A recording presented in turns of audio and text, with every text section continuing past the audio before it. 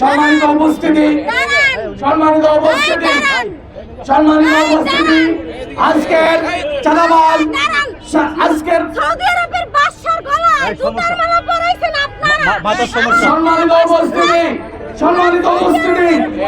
আজকের সন্ত্রাস চাঁদাবাজ এবং দখলদার বিরোধী কমিটি আজকের এই সমাবেশ থেকে আমরা বলতে চাই, সন্ত্রাস যত বড়ই হোক না কেন,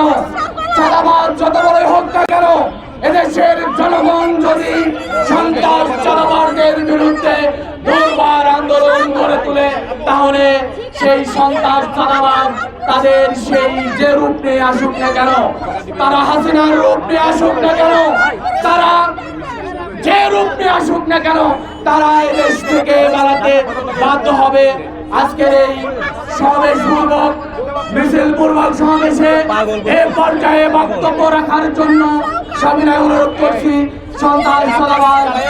বিরোধী কমিটির সম্মানিত সভাপতি